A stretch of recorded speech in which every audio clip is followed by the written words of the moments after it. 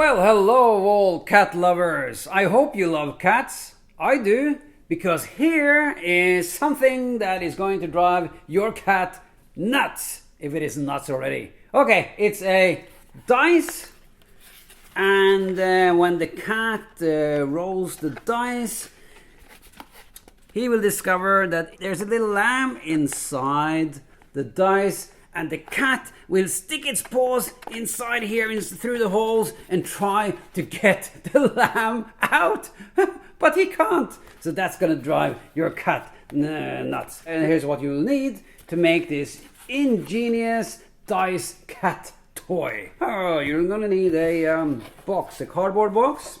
I'll tell you more about this box later.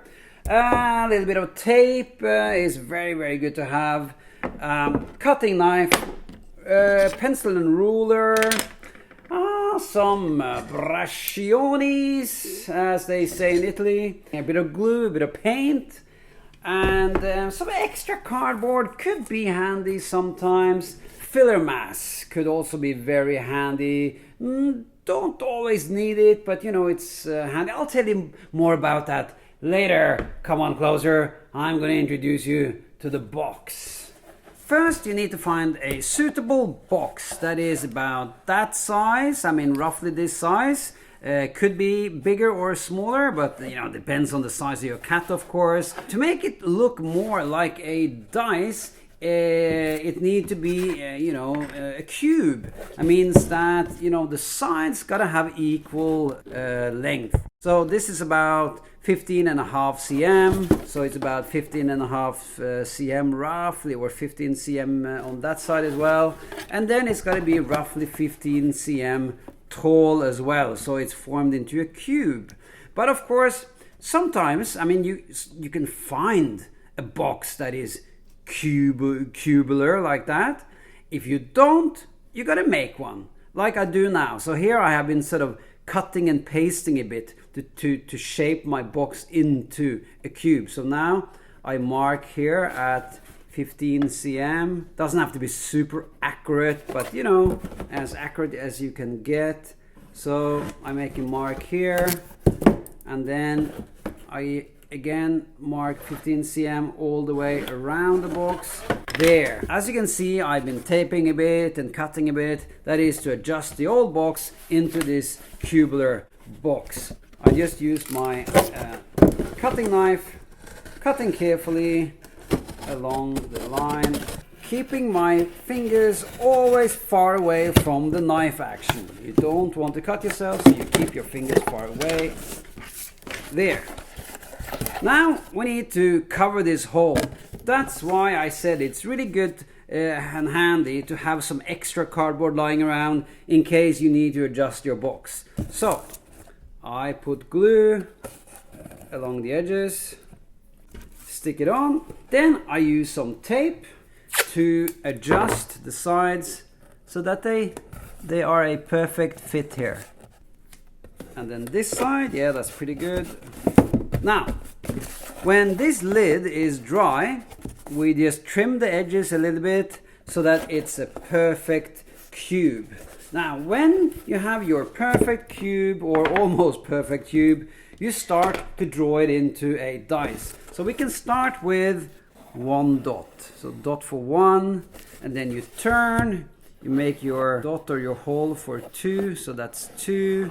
You can use a compass if you wish, or you can use something round, like let's say you have a paper cup or something that is round. So if you want to, you can go like this, if you want a more perfect circle. We turn, we do the 1, 2, and 3. See, 1, 2, 3, like that. 1, 2, 1. Okay, so let's do 4. If you want it really symmetrical and perfect, you can use a ruler. You can make a cross between the corners like this, so that you can position the circles really perfectly nice. That's up to you actually, if you want it a bit more casual or if you wanted super perfect positioning. Okay, so you got 4, let's do 5. Then I start with 1 in the middle and then 1 in all corners of the cube. And now we need 6. Yeah, so 6 on the last one. If I want to, I can divide it in half. So 7.5 roughly there. 7.5 roughly there. Okay, so I divide it in half. So now I know that you have 1. In fact, it's getting a bit cramped, so I think I want to switch to a smaller circle here. You can use any old round shape, you know, to help you to make a good circle. So I got all the numbers of the dice. Now I can start to cut them out. It's good that you remove the tape before you start cutting. That's always advisable. And by the way, you see, I have a big cutting knife and a smaller cutting knife. Now for this cutting I will use the smaller cutting knife because the smaller blade is better when you're cutting around small circles like that, while this one becomes a bit clumsy. So let me just cut out 2 and then I'll show you how to cut. So you punch through and then you sort of sawing around the shape, and then whoop, out it goes. Then you saw the next one. And whoops, and out it goes. Yes, that's how you cut all the holes, and at the end you will end up with a beautiful box like this. Then you need to open it up. You need to have an opening. So going back to this box, here's what you do. You pick which one you like to open. It can be any one of the sides, and then you cut along one side like this. Then you cut another side, and then a third side, and let's see now if I can open it.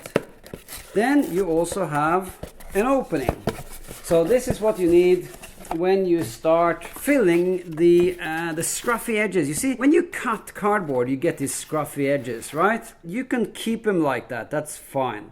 But if you want your box or your dice to look prettier and also last longer, so your cat doesn't, you know, scratch itself or, you know, sort of make these edges any rougher than they need to be, then 2 ways of fixing the edges. So one way is to put on tape. You put it in the middle and then you rub along the edge, and then you take your little knife and you make some little slices.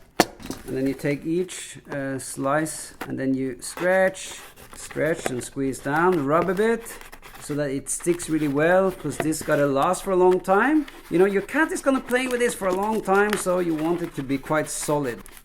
You open up and you do the same thing on the inside. You cut some slices and then you rub them down, same as you did on the outside. Okay, then you seal the rough edges, making the whole thing stronger and prettier. And of course your cat won't you know, scratch him or herself on this rough stuff. And you continue like that around all the holes. Or there's another method, that is to use filler mask, and you just smear it along the edge, and when it's dry you can sand it. I have this tiny little sandpaper here, very perfect for sanding inside these little circles. So you sand it a bit until this is really nice and smooth.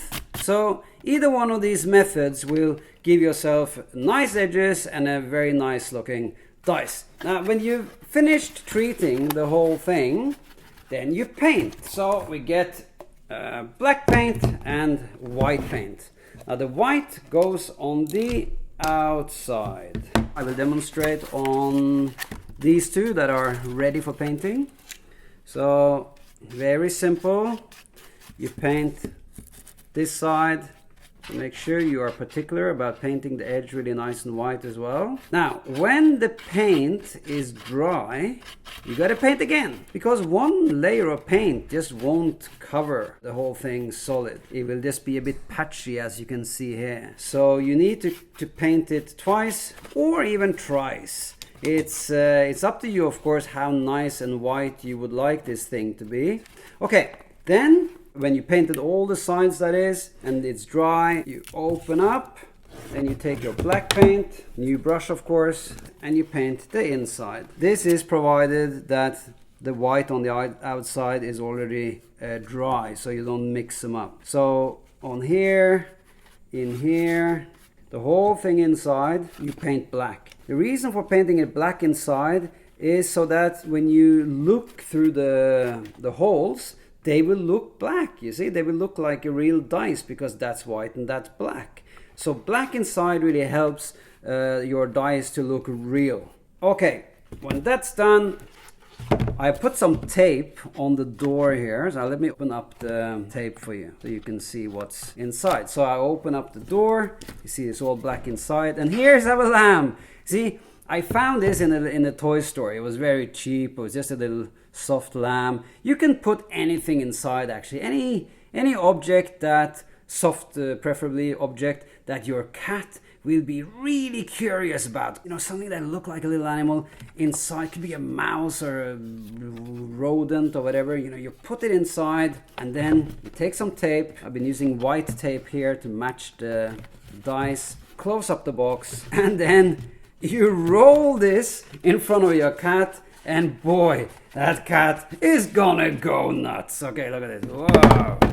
And it's wee, whoopa, and shoo, yes. And if you have a cat that loves colors like mine, you can add all kinds of colors. Let me show you how. Let's start with red, using a medium-sized brush. And then all we do is to make a circle around these little windows. And make sure you get the edge inside here. That'll make it look a lot nicer. Then I can spread the red out to other parts or other sides, like this one here. Or perhaps the biggest one of them all. Let's make this ring a bit thicker. Then I switch to yellow. Oh, here, nice. Bright yellow and bright red. And then I switch color again. Bright green. See, now it's like a traffic light. Blur.